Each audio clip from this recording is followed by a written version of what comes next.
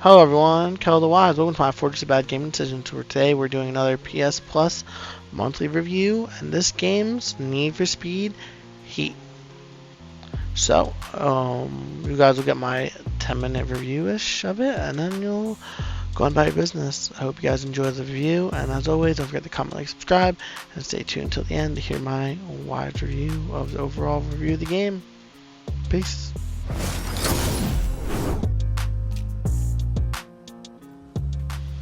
So, this game starts you off like every other Need for Speed, where essentially you start off to a souped up car, super fast. You end up in the middle of a race. That way they get you hyped. It really gets you feeling the game. You're like, oh man, I'm going so fast. My car handles so good. And then, as always with these kind of games, they just rip it away from you. And then you have to go pick your crappy car. Which in this case, right now I'm driving this nice Nissan. Also, fun fact, handling is super hard in this game. Roads are always wet, braking and stuff, running into stuff. The speed's really fast, don't get me wrong, but like I can't drive. Obviously, running into things, and running into things does slow you down in this one compared to other ones. Overall, it's a good game. It's just not my forte of racing games. Not really good in general. Look at this. Oh, hitting poles. All this madness is unfolding as I'm driving. Like, my car's gonna get messed up. But nonetheless, didn't drive that well actually. So these races, there's different ones. There's sprints, and then the cops show up out of nowhere on me. I'm just like, what? They have to let you feel it. You know what I'm saying? Like, they gotta let you know what it's like to get cops chasing you. So I'm panicking right now because this guy Shaw is literally just pinching me with another cop car. So I'm like, no, get out of here, guy. Bop him to the right. Bop him to the right. I ain't scared of him, thinking this is like a Burnout game. You guys that know Burnout, you know what I'm talking about. It's an old school game. You used to be able to crash people and stuff. I'm gonna make this turn really nice. I'm still in 5th place. I haven't gotten anywhere close to 1st. I think I stayed close to 3rd, and that's it for my first time ever playing this game, trying to race. Which, in the grand scheme of things, doesn't do me really good because I just crashed into a pole here, and those cops just messing me up, and I get boxed out to 4th. It was a hot first race for me. Got the helicopters on me, got the cops on me. It's just not pretty. So every race has a percentage, and I'll tell you when it's the last 500 yards. That way you can know how bad you're going to lose by. Also indicates how many cops you're chasing. There's a map that tells you too, all the cops behind you. There's a NOS tank, and here we go, 500 yards. I'm at 3rd place. The best I got. So you finish, you go zoop, and then it goes and cutscenes into the story that I cut out. So like any other Need for Speed game, it's open world. At night you do all these crazy races to getting rep, and during the day you do races for money. Pretty simple. At night the cops chase you because you're doing illegal racing, trying to get rep. And this is with my girl Anna. She brought me here, which is one of the main characters. She brings you to this race for rep. We try to beat this guy, but it doesn't end up working out well. I do believe now. So after you lose your nice fancy car to the cops, you have to pick between these cars. And I chose the BMW because it has the better handling and the better power. One way to find out that I can't drive is look at me crashing into things. I'm surprised. I didn't get last place in this race. Because it's pretty detrimental. Like, once you get hit or hit into something, it's hard to get back. Good enough the AI isn't that smart or that good to, like, really do the best. But if you're not good at driving games like myself, it's, ooh, look, just ran into that car. Ran to another, just missed that car. That's class right there. That's class. You hear me? It's class. Then all of a sudden you're just like boom, boom, boom, boom, boom. Like, oh yeah, 4th. This game goes from, you can be from 1st to 4th and from 4th to 1st so fast. So I'm just like, no, I'm just gonna stick to that proper lane, not the other lane, trying to dodge cars and stuff. My car's going pretty fast. I'm going off course here a little bit, hitting some palm trees. See, I'm in 3rd place. I'm like, ooh, I can do it. And then I'm like, oh yeah, I'm gonna get him. Remember, I have no NOS. I get 2nd.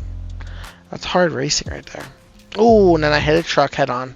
Good thing that wasn't during the race, because that would have been ugly and I would have been angry.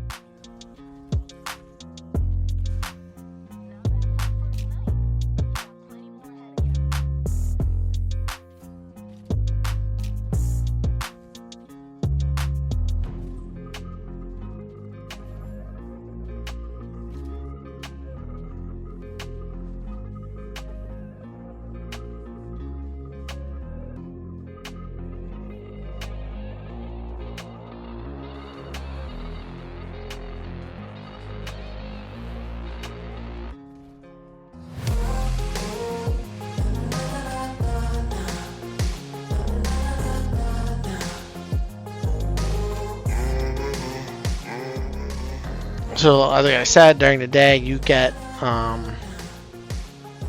races that you earn and you play for money. That's where you make all your money to upgrade your car and do all that cool stuff. As every other game, for Need for Speed, the customizations are out the wazoo. You can upgrade anything as long as you have the money, paint, color, wheels, trim, motor, the hype of motor, everything. The car is fully customizable. Almost like the Need for Speed Underground days, which I feel like that's where they're going with it, but it just doesn't hit the same with Need for Speed Underground. People that have played that know what I'm talking about. It's kind of like it wanted to be like Need for Speed, but it's trying to be too much control. Like, I don't remember Need for Speed having to be that control worthy, but then again, that was a long time ago. Different game, different controls, so this one didn't work out too well. This race I do win, but I lost all the races coming up to this. I think I win this race and I get like $7,000. But other than that, I gotta say the game's really beautiful. Cars look beautiful. Cars drive really good for the most part. I just don't. I'm not a good driver. The courses are pretty well mapped out. They give you indicators when there's turns and stuff. You're not necessarily help me as much, but in the grand scheme of things, you know, overall it's a fun game. I had to. The music, let's talk about the music. The music is actually phenomenal. I just can't play it due to YouTube copyright rules. So you'll just hear nice, cool little copyright free music on the bottom playing. I won't be able to be heard. I won't let the music above me be heard. But the game's music is super on point too, and it's nice to have really nice headphones and just have the music blasting while you're driving. So I highly recommend playing with some nice headphones. Turn them all the way up. Play that music, call it a day. Overall, would I recommend this game? I recommend grabbing it. If you like racing games, good. If you're a Need for Speed fan, it's also a good game. It's a little old. It came out a couple years ago, so it's not totally new, but it's not totally old either. It looks beautiful on the PlayStation 5, so I highly recommend it. And see, I do win this race, and that's all that matters in the long run, right? Getting that first place. Getting that money, give me that money. So, enjoy the rest of the next race. I think I lose a lot. Like, I lose every time I reset it and nonsense. So, enjoy that part and then stay tuned till the end for my overall review.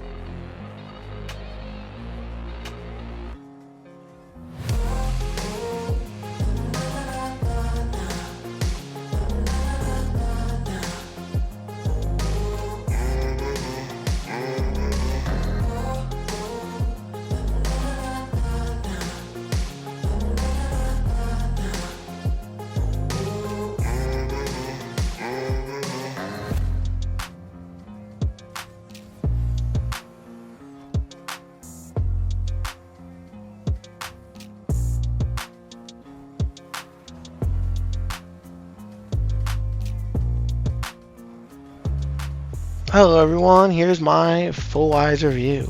10 minutes, a little bit over, we're probably close to 12. My Wise review is, it's a game worth getting. It's a game worth playing, it's a game worth putting your time in if you like the Need for Speed and the customizations. I personally don't, not in the forte of it, so I'm probably going to keep it.